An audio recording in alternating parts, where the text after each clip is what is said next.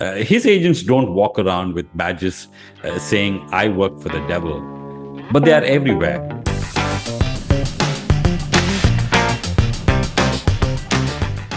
Why is the devil so rattled by Hebrews? I've got two big reasons. Firstly, some call Hebrews the fifth gospel. While the first four, Matthew, Mark, Luke, and John, they describe our Lord's earthly ministry, Hebrews focuses on his ongoing ministry, what he's doing right now after resurrection. Hebrews does not portray our Lord as the Christmas child, a baby in a manger, or as a helpless victim hanging on a cross, but it shows him as the risen Lord, victorious, seated at the right hand of the majesty in heaven and reigning in power. And it is in this book that we find that Christ, by his death, has destroyed the one who had the power of death, the devil himself. No wonder the devil hates this book. The second reason, it's because the book of Hebrews pulls back the curtain and reveals Satan's sources and methods. Some of you may have heard the term sources and methods. It's a common phrase with the intelligence agencies.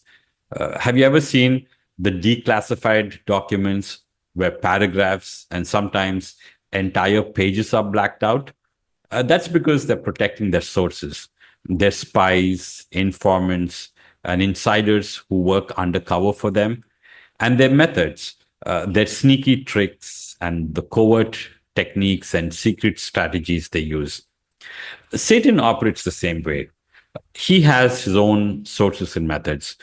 His agents don't walk around with badges saying, I work for the devil, but they are everywhere, hiding in plain sight, pulling levers of power and influence in education, media, arts and entertainment, business, politics, and even religion, whether it's Hinduism, Judaism, Islam, Christianity, you name it. But they all have invisible strings that connect them to the devil himself. The book of Hebrews unmasks them, their methods, and their clever, convincing lies. And it does with one powerful truth, by declaring the supremacy and the preeminence of our Lord Jesus Christ, that he is infinitely greater and superior to any man, any prophet, any angel, and that he is God the Son. And this truth is the litmus that will help us instantly recognize counterfeit, the lies that Satan and his agents traffic in. Lie number one, Jesus is just another prophet, whispers Satan. But the book of Hebrews slams that shut and declares Jesus is God the Son. Our Lord Jesus Christ is superior to prophets, all prophets, from A to Z, from Abel to Zechariah. Our Lord is superior to angels, and he is the creator and sustainer of all things. He is God. Yet, Satan has worked very hard for centuries through every religion and belief systems, peddling the lie that Jesus Christ is just another prophet. He's been able to convince about 70% of the world's population that he is a mere man. Check this.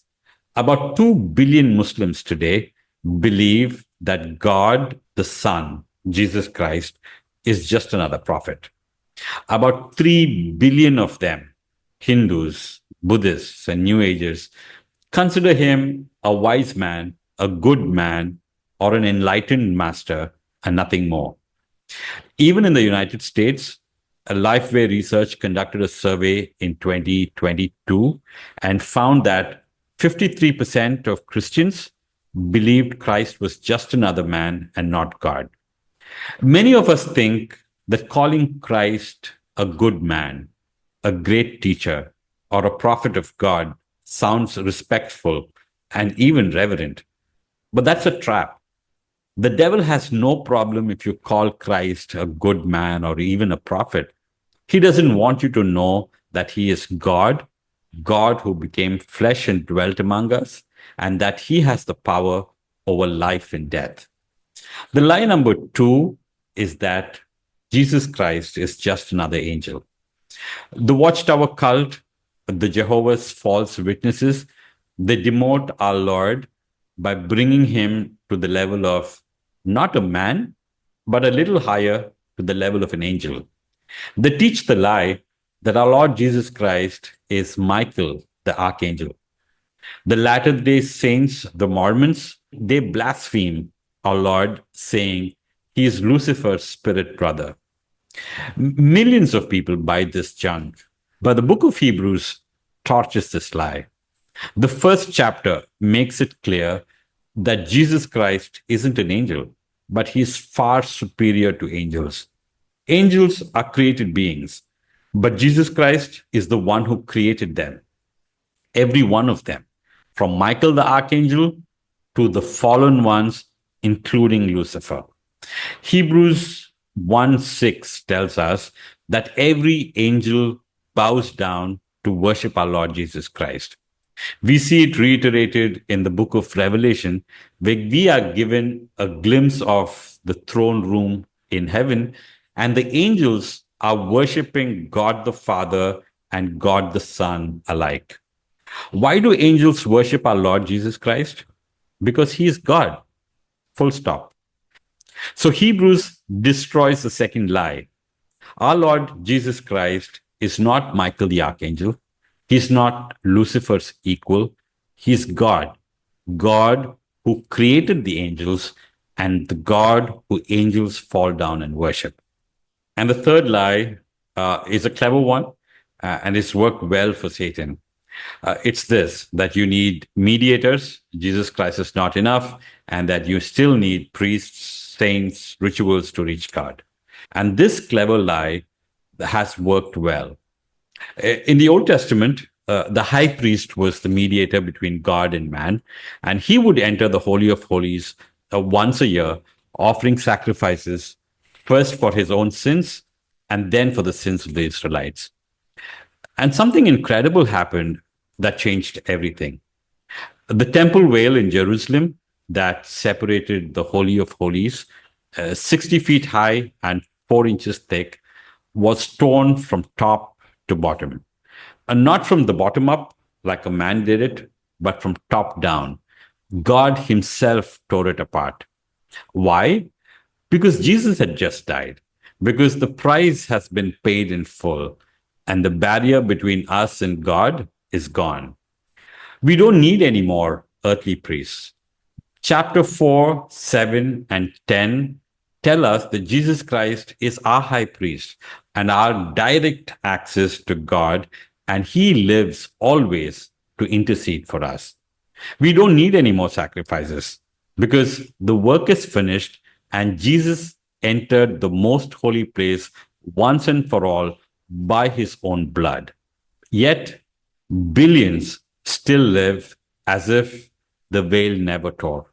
They rely on earthly priests to be their mediators, whether it is through Eucharist, confession, sacraments, a system that somewhat mirrors the Old Testament priesthood.